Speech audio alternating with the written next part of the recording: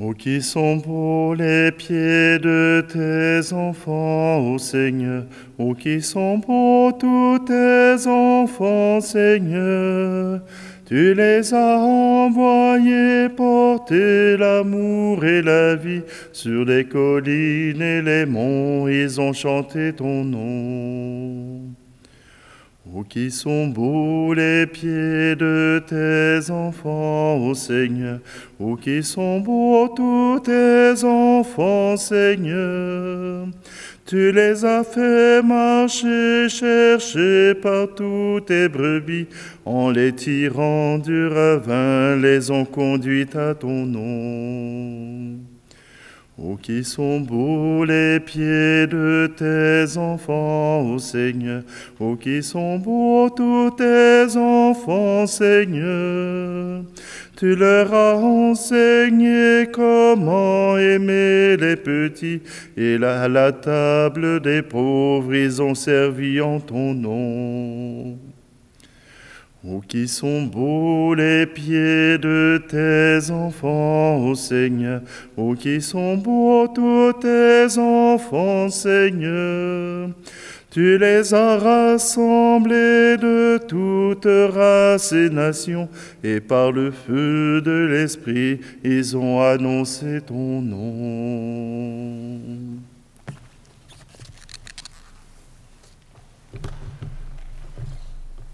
Nous sommes réunis au nom du Père, du Fils et du Saint-Esprit. Amen. Le Seigneur soit avec vous. Bonjour, aujourd'hui, comme je vous l'ai annoncé hier, aujourd'hui c'est la fête au Canada de Saint François de Laval. Saint François de Laval est un Français né à Montigny-sur-Avre, le 30 avril 1623. Il fait partie d'une famille seigneuriale. François de Laval s'engagera chez les Jésuites. Il deviendra prêtre en 1647. François sera tout simplement au travail des pauvres, à la prière, et sa capacité de prendre soin lui permettra de remettre sur pied une abbaye et de remettre sur pied aussi une communauté d'hospitalières. Mais François a ce désir de vouloir être en mission, et voilà qu'une mission au Vietnam tombe à l'eau. Mais c'est le 3 juin 1658 que François de Laval est nommé vicaire apostolique au Canada. Et il sera ordonné en secret. Le 8 décembre, il sera ordonné évêque pour le Canada. Bien sûr, il y avait, l'évêque de Rouen qui voulait avoir les richesses du Canada. Étant nommé au Canada, il n'avait pas besoin d'y être. Il avait seulement besoin d'avoir le territoire pour y retirer les richesses. Ça se passait comme ça à l'époque. Mais voilà que François fait la traversée. Et la traversée, ça prend 2 mois. Ce n'est pas en avion, c'est en galion. Alors, ils ont à traverser l'Atlantique pour venir jusqu'au Canada et à contrevent. Donc, ça prend encore plus de temps. Au moment où François de Laval arrive au Canada, il y a 5 paroisses et 2500 colons. Voilà le territoire dont doit s'occuper François de Laval. François de Laval s'occupera lui-même de faire la visite de tout le territoire qui s'étendra au moment où il arrive jusqu'en Louisiane. Monseigneur de Laval choisira en 1663 de créer le séminaire de Québec et de faire construire ce séminaire pour accueillir les prêtres. pour la formation des prêtres, mais aussi pour que les prêtres puissent venir s'y reposer et repartir dans les paroisses avec nomination de l'évêque. Monseigneur de Laval continuera à prendre soin des pauvres, à créer des écoles pour que les gens soient instruits. Monseigneur de Laval aura toujours à se battre avec les autorités civiles pour avoir le droit d'exister comme évêque. Louis XIV sera le roi qui l'appuiera dans sa démarche. Et c'est 10 ans après son installation par Louis XIV que Rome va appuyer François de Laval. François de Laval a un cœur en or. François de Laval a le désir de prendre soin de son peuple, et cela passe par les prêtres. Au moment où François de Laval quittera ce monde, le Canada sera passé de 5 paroisses à 35. Le nombre de prêtres de 25 à 102. Et sur les 102 prêtres, il y aura 13 prêtres qui seront nés au Canada.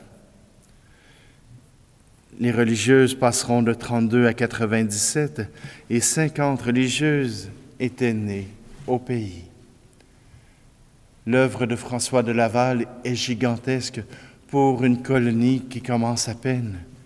François de Laval aura permis de pouvoir faire grandir ce peuple dans la sainteté, leur offrir cette grâce de connaître le Christ et de pouvoir annoncer le Christ un peu partout. François de Laval aura visité tout son territoire et je peux vous dire qu'à l'époque, ce n'était pas le grand luxe. Il fallait prendre les canaux, remonter les rivières, et cela prenait parfois toute une année pour faire le tour et ainsi être tout près de son peuple. Alors voilà que François de Laval nous montre le chemin d'un vrai pasteur et nous voulons rendre grâce. Et pour cela, eh bien, préparons notre cœur. Frères et sœurs, devant le Seigneur et devant ce témoin de son amour, François de Laval, premier pasteur de la Nouvelle-France, nous reconnaissons que nous sommes petits et que sans lui, nous sommes sans avenir. Seigneur, notre vrai berger, pardonne nos refus de te suivre, d'écouter ta parole et de la mettre en pratique, et prends pitié de nous. Prends pitié de nous. Ô Christ, notre vrai guide, pardonne nos égarements lorsque nous suivons d'autres voies que la tienne, en oubliant ton amour et ta bienveillance, et prends pitié de nous. Seigneur, notre vrai Maître, éclaire nos doutes, soutiens notre faiblesse, et prends pitié de nous. Que Dieu Tout-Puissant nous fasse miséricorde, qu'il nous pardonne nos péchés et nous conduise à la vie éternelle. Amen. Prions. Seigneur Dieu, tu as envoyé le Saint-Évêque François de Laval pour étendre le règne du Christ au Canada. Accorde-nous à son intercession d'accomplir l'œuvre missionnaire à laquelle nous sommes appelés, comme disciples de ton Fils, Jésus-Christ notre Seigneur, lui qui vit et règne avec toi dans l'unité du Saint-Esprit, Dieu pour les siècles des siècles. Amen. Lecture de la seconde lettre de saint Paul apôtre à Timothée. Fils bien-aimé, devant Dieu et devant le Christ Jésus, qui doit juger les vivants et les morts, je te le demande solennellement. Au nom de sa manifestation et de son règne, proclame la parole, interviens à temps et à contre-temps, dénonce le mal, Fais des reproches, encourage, mais avec une grande patience et avec le souci d'instruire. Un temps viendra où l'on ne supportera plus l'enseignement solide, mais au gré de leurs caprices, les gens iront chercher une foule de maîtres pour calmer leur démangeaison d'entendre du nouveau. Ils refuseront d'entendre la vérité pour se tourner vers des récits mythologiques. Mais toi, en toute chose, garde ton bon sens, supporte la souffrance, travaille à l'annonce de l'Évangile, accomplis jusqu'au bout ton ministère. Parole du Seigneur. Allez dire au monde entier les merveilles de Dieu. Chantez au Seigneur un chant nouveau, chantez au Seigneur terre entière, chantez au Seigneur et bénissez son nom. De jour en jour proclamez son salut, racontez à tous les peuples sa gloire, à toutes les nations ses merveilles. Rendez au Seigneur les familles des peuples, rendez au Seigneur la gloire et la puissance, rendez au Seigneur la gloire de son nom. Allez dire aux nations, le Seigneur est roi, le monde inébranlable tient bon, et gouverne les peuples avec droiture. Allez dire au monde entier les merveilles de Dieu. Alléluia, alléluia, alléluia, alléluia, alléluia, alléluia. Jésus, le bon pasteur, connaît ses brebis, et ses brebis le connaissent. Pour elles, il a donné sa vie. Alléluia, alléluia, alléluia. Alléluia, alléluia, alléluia. Le Seigneur soit avec vous. Évangile de Jésus-Christ selon saint Jean. Jésus disait aux Juifs, « Je suis le bon pasteur, le vrai berger. Le vrai berger donne sa vie pour ses brebis. Le berger mercenaire, lui, n'est pas le pasteur, car les brebis ne lui appartiennent pas. S'il voit venir le loup, il abandonne les brebis et s'enfuit. Le loup s'en empare et les disperse. Ce berger n'est qu'un mercenaire, et les brebis ne comptent pas vraiment pour lui. Moi, je suis le bon pasteur. Je connais mes brebis, et mes brebis me connaissent, comme le Père me connaît, et que je connais le Père, et je donne ma vie pour mes brebis. J'ai encore d'autres brebis qui ne sont pas de cette bergerie. Celles-là aussi, il faut que je les conduise. Elles écouteront ma voix.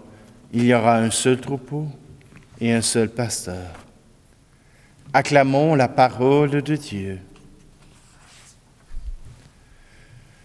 Le pasteur, c'est celui qui rassemble. Le pasteur, c'est celui qui veut le bien-être de ses brebis, de son peuple. Oui, il y aura des pasteurs mercenaires qui chercheront à faire de l'argent et ils le feront sur votre dos. Bien sûr, on peut penser que pour l'Église catholique, c'est la même chose. Mais l'Église, elle n'appartient pas aux prêtres. Elle appartient à la communauté chrétienne.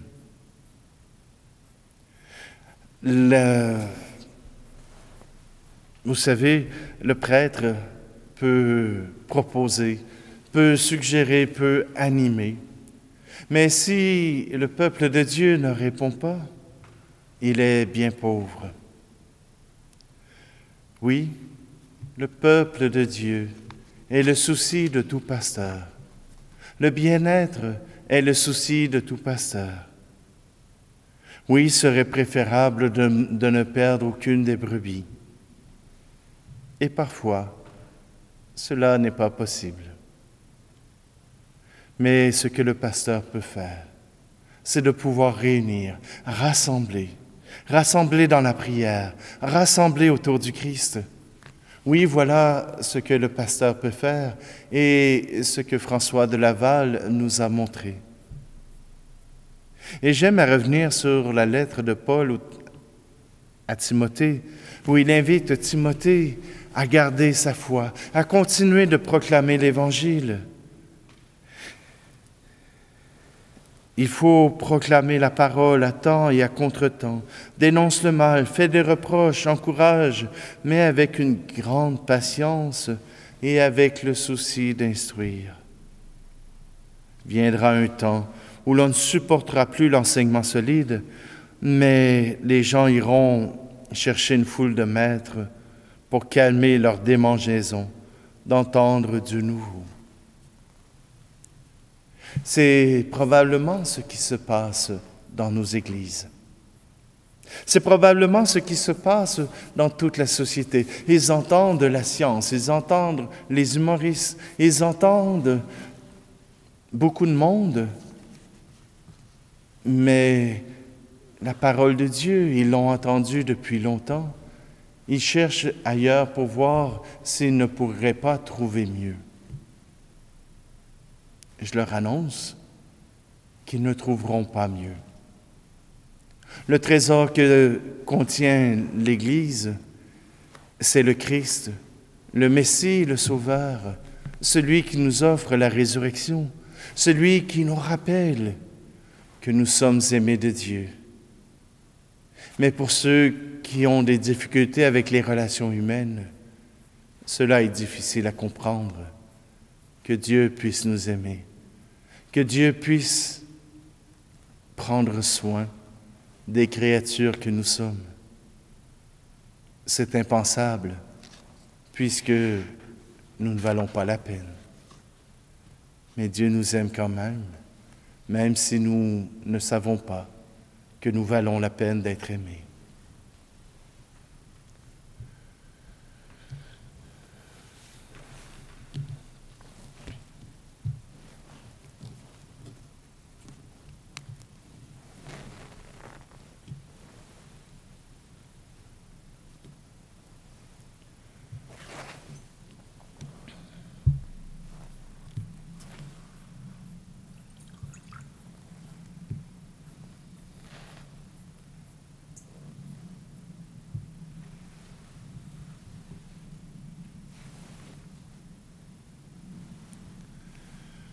Tu es béni, Seigneur Dieu de l'univers, toi qui nous donnes ce pain, fruit de la terre et du travail des hommes et des femmes.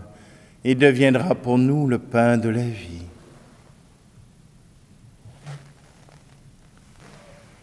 Tu es béni, Seigneur Dieu de l'univers, toi qui nous donnes ce vin, fruit de la vigne et du travail des hommes et des femmes. Nous te le présentons, il deviendra le vin du royaume éternel.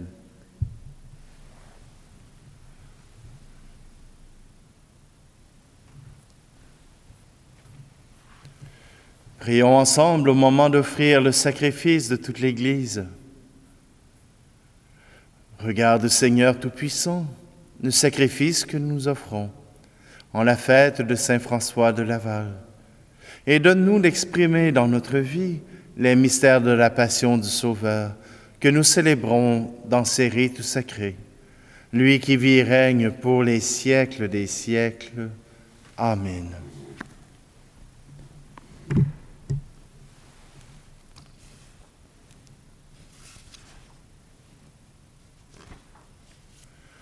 Le Seigneur soit avec vous. Élevons notre cœur. Rendons grâce au Seigneur notre Dieu. Vraiment, il est juste et bon, pour ta gloire et notre salut, de t'offrir notre action de grâce toujours et en tout lieu. Seigneur Père très saint, Dieu éternel et tout-puissant, par le Christ notre Seigneur, Tu donnes à ton Église de se réjouir en la fête de Saint François de Laval. Par l'exemple qu'il a donné, tu nous encourages. Par son enseignement, tu nous éclaires. À sa prière, tu veilles sur nous. C'est pourquoi, avec la multitude des anges et des saints, nous chantons l'hymne de ta gloire et sans fin nous proclamons. Saint, Saint, Saint, le Seigneur, Dieu de l'univers, le ciel et la terre sont remplis de ta gloire. Hosanna au plus haut des cieux. Béni soit celui qui vient au nom du Seigneur. Hosanna au plus haut des cieux. Toi qui es vraiment saint, toi qui es la source de toute sainteté, Seigneur, nous te prions. Sanctifie ces offrandes en répandant sur elles ton esprit, qu'elles deviennent pour nous le corps et le sang de Jésus le Christ, notre Seigneur. Au moment d'être livré et d'entrer librement dans sa passion, il prit le pain. Il rendit grâce, il le rompit et le donna à ses disciples en disant : « Prenez et mangez-en tous, ceci est mon corps livré pour vous. »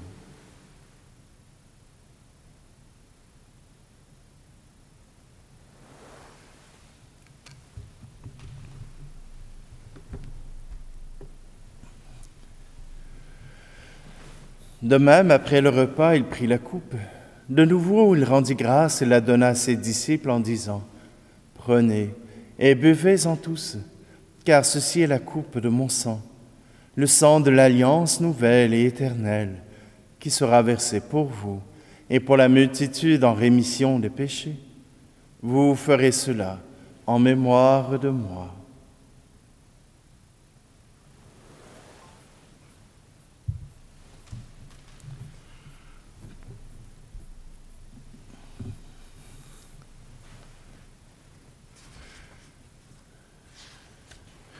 Il est grand le mystère de la foi. Nous annonçons ta mort, Seigneur Jésus. Nous proclamons ta résurrection. Nous attendons ta venue dans la gloire. En faisant ici mémoire de la mort et de la résurrection de ton Fils, nous t'offrons, Seigneur, le pain de la vie et la coupe du salut, et nous te rendons grâce car tu nous as estimés dignes de nous tenir devant toi pour te servir. Humblement, nous te demandons qu'en ayant part au corps et au sang du Christ, nous soyons rassemblés par l'Esprit Saint en un seul corps. Souviens-toi, Seigneur, de ton Église répandue à travers le monde. Fais-la grandir dans ta charité, en union avec notre pape François, notre archevêque Luxire, et tous les évêques, les prêtres et les diacres. Souviens-toi aussi de nos frères et sœurs, qui se sont endormis dans l'espérance de la résurrection, et souviens-toi dans ta miséricorde de tous les défunts. Accueille-les dans la lumière de ton visage. Et sur nous tous, enfin, nous implorons ta bonté. Permets qu'avec la Vierge Marie, la bienheureuse Mère de Dieu, avec Saint Joseph, son époux, les apôtres et tous les saints qui ont fait ta joie au long des âges, nous ayons part à la vie éternelle, et que nous chantions ta louange et ta gloire par ton Fils Jésus, le Christ. Par lui, avec lui et en lui, à toi, Dieu le Père Tout-Puissant, dans l'unité du Saint-Esprit, tout honneur et toute gloire, pour les siècles des siècles. Amen.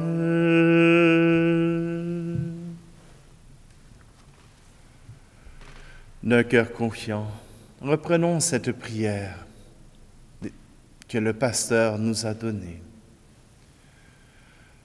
Notre Père qui es aux cieux, que ton nom soit sanctifié, que ton règne vienne. Que ta volonté soit faite sur la terre comme au ciel. Donne-nous aujourd'hui notre pain de ce jour. Pardonne-nous nos offenses, comme nous pardonnons aussi à ceux qui nous ont offensés. Et ne nous laisse pas entrer en tentation, mais délivre-nous du mal. Délivre-nous de tout mal, Seigneur, et donne la paix à notre temps. Soutenus par ta miséricorde, nous serons libérés de tout péché, à l'abri de toute épreuve, nous qui attendons que se réalise cette bienheureuse espérance, l'avènement de Jésus-Christ, notre Sauveur. Car c'est à toi qu'appartiennent le règne, la puissance et la gloire, pour les siècles des siècles. Seigneur Jésus-Christ, tu as dit à tes apôtres, « Je vous laisse la paix, je vous donne ma paix. Ne regarde pas nos péchés, mais la foi de ton Église, pour que ta volonté s'accomplisse. Donne-lui toujours cette paix, et conduis-la vers l'unité parfaite. Toi qui vis et règnes pour les siècles des siècles. Amen. Que la paix du Seigneur soit toujours avec vous. Agneau de Dieu qui enlève le péché du monde, prends pitié de nous.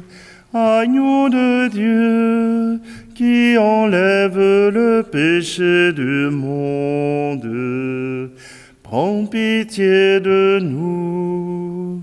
Agneau de Dieu qui enlève le péché du monde, donne-nous la paix.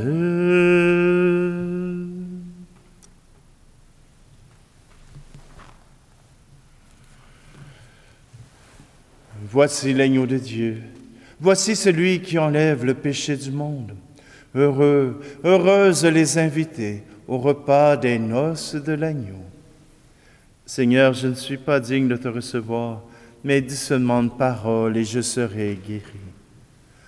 Toi, le Seigneur, le bon berger, à travers cette communion, rassemble ton peuple dispersé, qu'il puisse te prier d'une même et seule voix.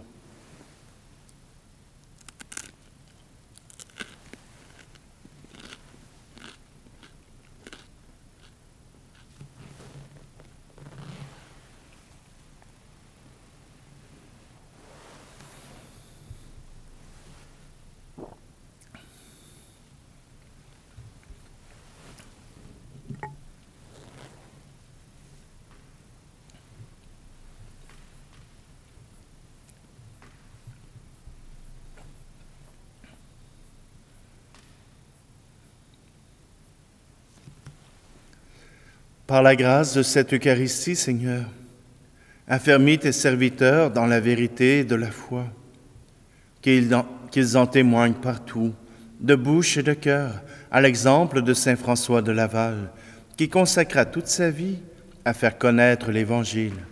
Par le Christ, notre Seigneur. Amen. Simplement pour vous dire que lundi, le 8 mai, il y aura une autre bienheureuse du Canada, Sainte Catherine de Saint-Augustin, qui est originaire, oui, de France, en Normandie, mais qui fera son apostolat dans la Nouvelle-France, ici même au Canada. Alors, pauvres vous, on a encore une série de bienheureux, et ils sont tous dans le même coin au mois de mai, alors nous en profitons. Le Seigneur soit avec vous, et que Dieu Tout-Puissant vous bénisse, celui qui est Père, Fils et Esprit Saint. Amen. Allez dans la paix et la joie du Christ. Vous êtes sans pareil, ô Mère du Sauveur, Vous êtes la merveille des œuvres du Seigneur, ô Notre-Dame, des œuvres du Seigneur. Ô Vierge élue du Père, pour mettre au monde Dieu, soyez encore la mère de tout enfant de Dieu, ô Notre-Dame, de tout enfant de Dieu. Vous êtes la fontaine de grâce et de pitié, jaillit des beaux domaines sur toute humanité, ô Notre-Dame, sur toute humanité. Ô Vierge de lumière, étoile dans les cieux, brillez sur notre terre de la clarté de Dieu, ô Notre-Dame, de la clarté de Dieu.